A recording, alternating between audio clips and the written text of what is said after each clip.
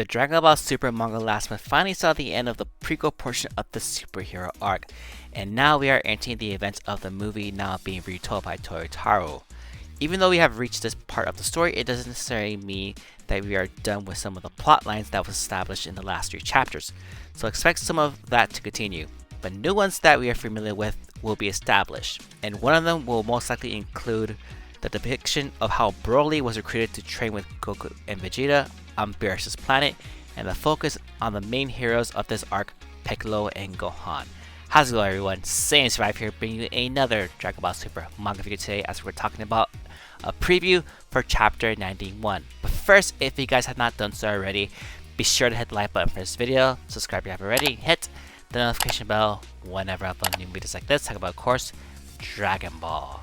So we'll start off this preview for chapter 91 talking about the main 2 protagonists from the previous portion of this arc, which is obviously Trunks and Goten. And I think we won't be seeing the end of their storyline anytime soon. They'll probably sprinkle in throughout the rest of this arc. We will most likely be seeing Goten and Trunks still in high school, still talking about their roles as Saiyaman X1 and X2 and how they're still saving the city from crime, but also keeping up of trying to hide their identities as those heroes from their high school peers, and of course trying to live double lives of trying to keep that balance between the two. Of course, reminiscent of Spider-Man. I do see, as was established in the last chapter, where Goten's classmates started to wonder, like, how come always when there's trouble, Goten's there and then Sam X2 always shows up? Why is that always happening? So I'm pretty sure, like, throughout the events of the rest of this arc, where we'll see an event happens where Goten and Trunks come out and basically the classmates put 2 and 2 together, and that they are Sam X1 and X2, just like Mai did, albeit they'll probably take them a lot longer for them to figure it out than Mai did. But the one thing that has to be course corrected or just retcon in general is how in the heck did Goten and Trunks forget to transform into Super Saiyans once they are brought into the battle to fight Cell Max? That we do not know at all. If I had to take a shot of what happened that caused it to not be like that, they might have fought against a superpower warrior, or they might have just went on a spree of saving so many people prior to the events of that battle, where they're just so exhausted that they had to transform to Super Saiyans to go all out, and because of that exhaustion, they couldn't transform into that to help out Gohan and the rest of the people to fight Cell Max. But still, it doesn't make quite sense, because if you watch the movie, of course, you realize that Goten and Trunks mid-battle forgot that they could transform into Gotenks with the fusion dance, and you saw them do that. So obviously there's still some stuff they have to figure out, so maybe prior to that event we will see Goten and Trunks talk about maybe they want to do a special Saiyaman X3 where they fuse together into a super warrior as Saiyaman X3. Possible idea that's thrown out right there, but just because of that we're not seeing how Goten and Trunks transform to Super Saiyan, that it could lead to like more plot holes from that. So just from that line alone, that, or what Toyotaro wanted to add in there, or basically from Toriyama, that portion of Goten and Trunks transforming to Super Saiyans in the prequel section and not in the main battle might just cause a little bit of a nuisance once fans start breaking it down, like, hey, how did that happen? But now we will transition to the main new protagonist for this arc, and of course that is Gohan and Piccolo.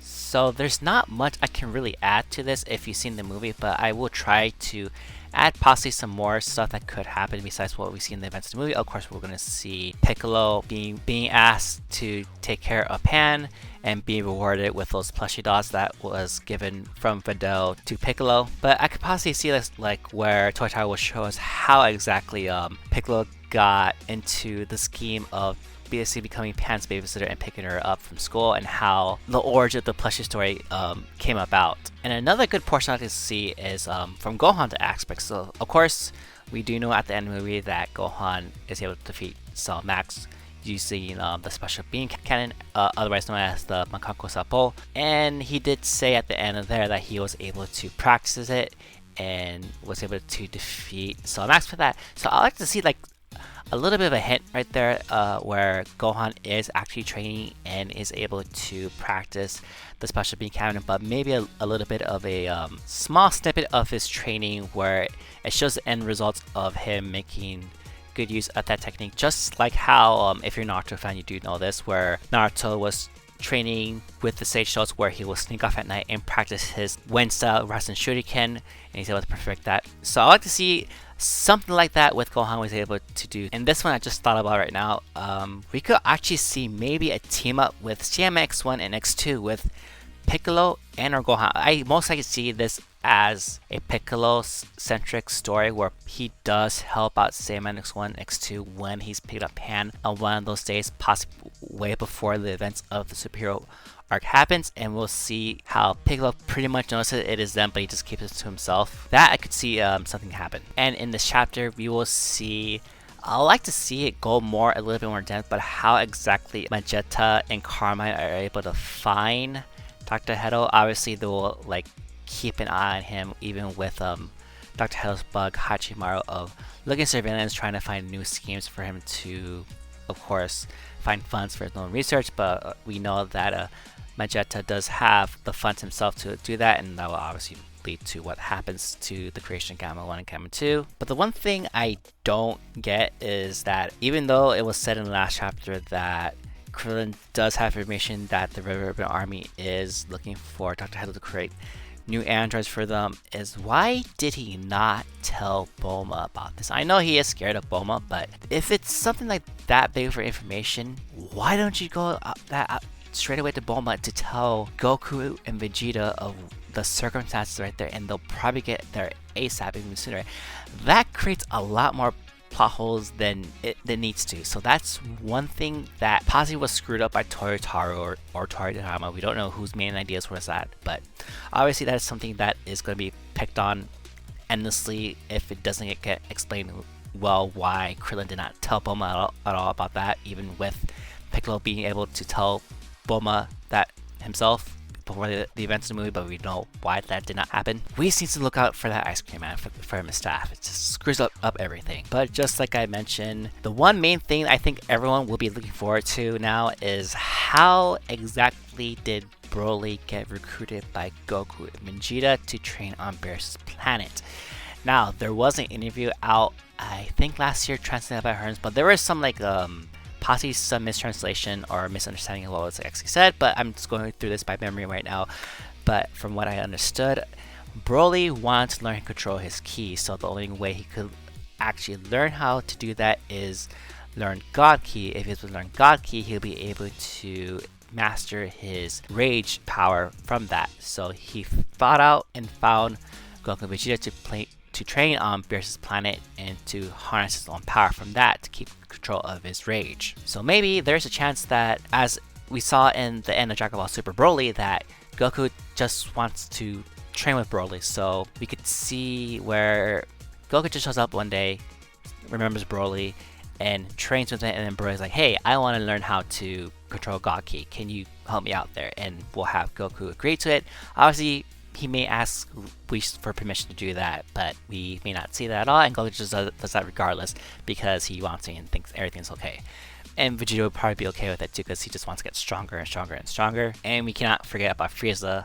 He is the one that is trying to recruit Broly as well, but obviously Broly is trying to not get in Frieza's grasp. And now with this new transformation of Black Frieza, Goku and Vegeta have to step up the game. We don't even know that if Broly, as he is right now, can be able to take on Frieza, but from the way that it looks of it, it might be even or maybe slight advantage in Black Frieza's favor. So hopefully we'll see maybe a little scene there of like Frieza trying to find Broly on planet Vampa, but then he finds that there's nowhere to be found of the Saiyans there, and they're actually on Beerus' planet. So who knows how that's going to go. I'd just like to see a major focus on Broly for a little bit in this chapter that's going to come up.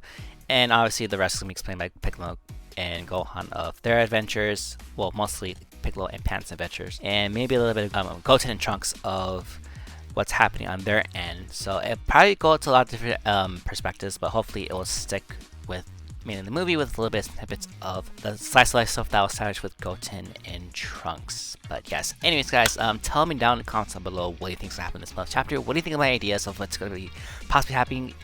And do you think we'll see a lot of Broly or not at this portion of the arc? Hopefully Tortaro does a good job adapting the superhero movie portion of this arc. I just cannot wait for that.